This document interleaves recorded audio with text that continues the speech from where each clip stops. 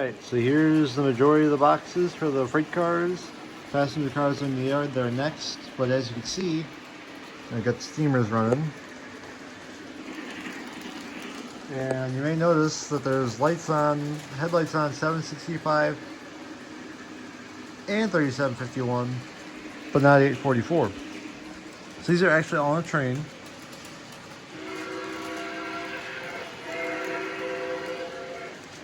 And I actually, believe it or not, I thought all legacy engines would respond to engine number 99, but I guess 844 does not. But these two respond to engine 99, and so they are technically operating as one engine right now. And the train's mine. And then I just linked 844 to it, so I could just hit train link.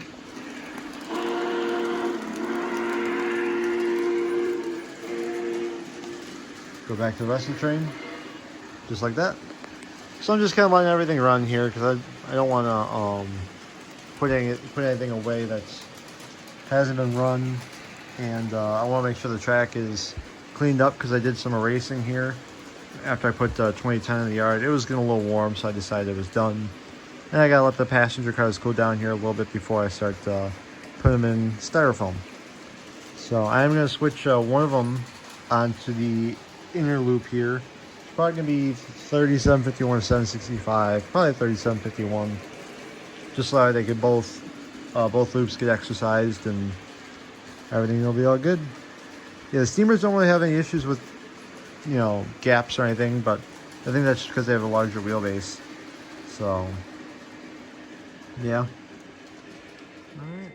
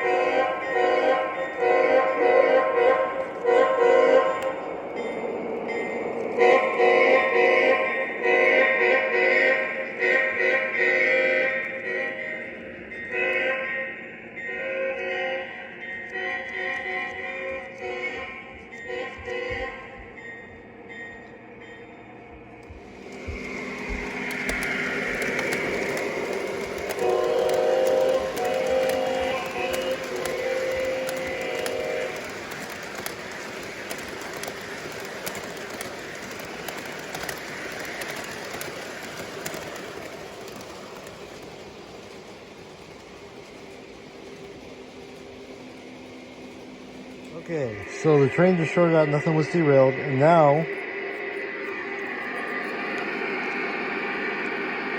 it was dinging when you did the horn or you reset it. And the fan's going. I thought that was the motors. So I'm attempting to reset, nothing.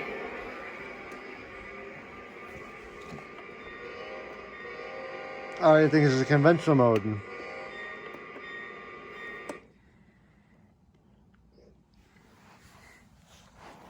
See what it thinks now. It took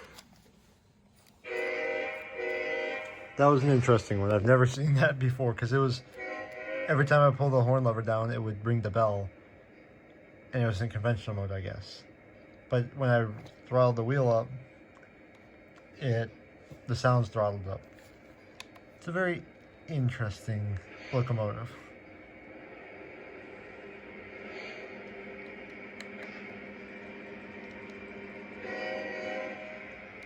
Just reset it because it wasn't moving.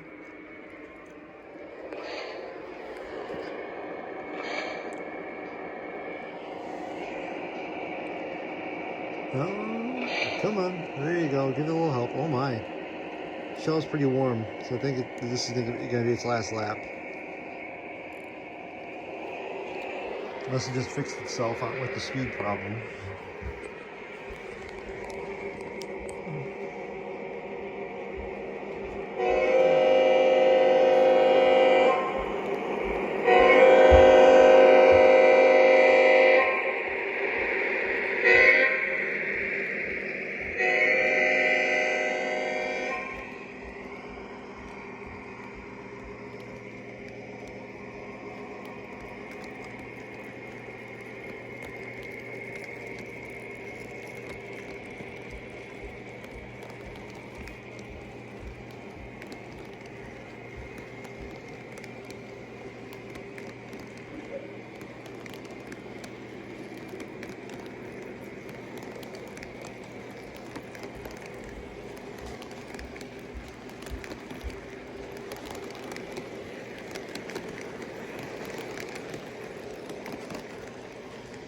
So, as I was just putting a 507 on and putting 6920 on this track here, that washer fell out. And there's something loose inside the front end of the engine. This washer fell out of the front end of the truck, and the truck now spins. There's no resistance when you rotate it. On the front truck. Until you get to past the 90-degree point. I've taken the truck off. It's got that 90-degree technology, which is awesome. Really easy to work on. It's just now it's just like, where does this go? I have a feeling it's the same screw that fell out on 911. So I'm gonna take that apart here soon-ish. Not very high on the list of things to do at the moment.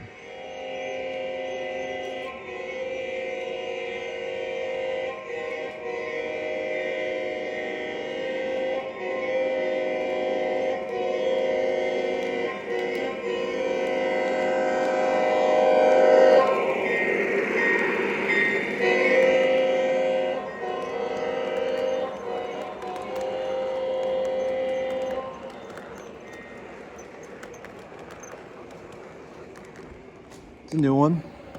I don't know why it would jump the track, why this truck would jump the track, but it did.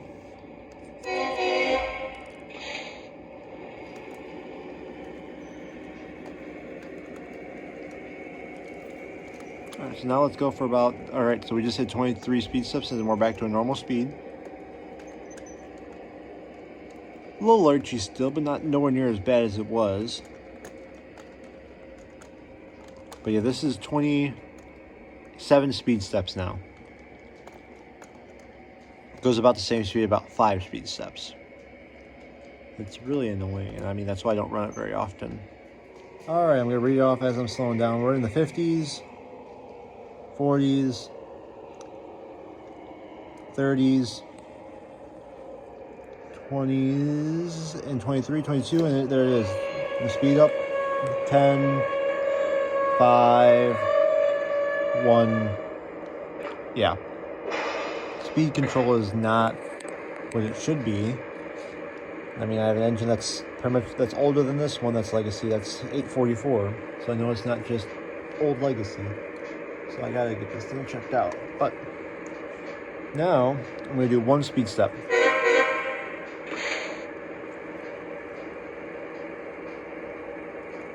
There's the lurching. It's only got 4 cars behind it, so it's got basically no load.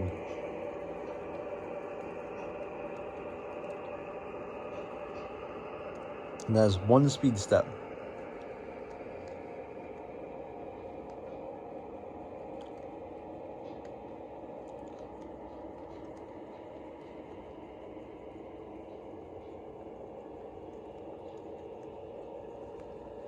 That's gonna be 4, 9, 10.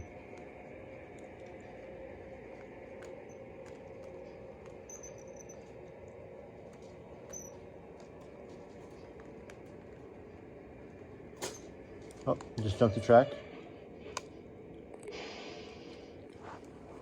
What do we got? I got to cooperate. First time, today is Tuesday. So the day after I posted that Model Train Mondays video. So now, let's see if she'll run.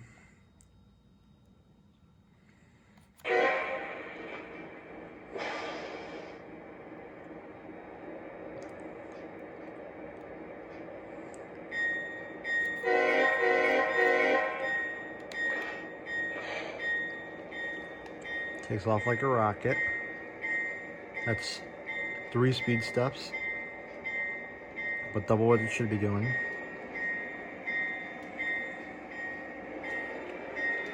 And you'll see once I get to about 30 speed steps, it'll just, right there, about 23 speed steps, it goes to a normal speed again.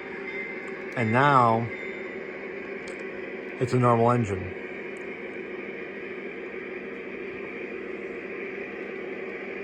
As you can see, it's pretty lurchy.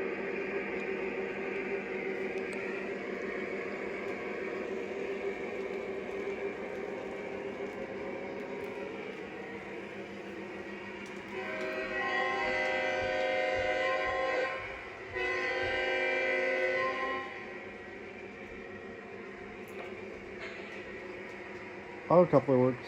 That's a plus. The remote coupling, I should say. Electric coupler is what mainly, but that's what it is. Guys, a couple weeks later, just got really busy. We're about halfway packed up. Just got the inner loop running. I'm going to be trying to work on the two SD60s because they got issues that I might be able to correct. I'm going to take them apart, see if I can find the parts and everything inside them and put them back together. Let's have him put that one away because I have to unbury the box. And then that car there is actually my parts car. So if we take a walk over here, it's actually just got all different kinds of random parts and stuff in there. That I just use to store it in the closet right next to the layout here. So yeah, packing everything up. It's my storage areas are fuller than I remember them being. But that's kind of what I get for buying so much stuff. But yeah, as you can see, track's pulled up on the outer loop. Here's that line I was running all the way down to about there. Was where we had the extra, or the booster. And then there's another one right around, I believe there is the booster. So yeah, you'll probably see a couple more clips. I don't know if it'll be all in the same video or not, because this is a Sunday. I might publish what I have, including this clip, tomorrow, Monday. So that way I can get you guys a little bit more content. But yeah, slowly packing up. You know, it's not a priority for me, but since I have the time, I'm gonna use it and get stuff put away. But yeah, there's almost done here.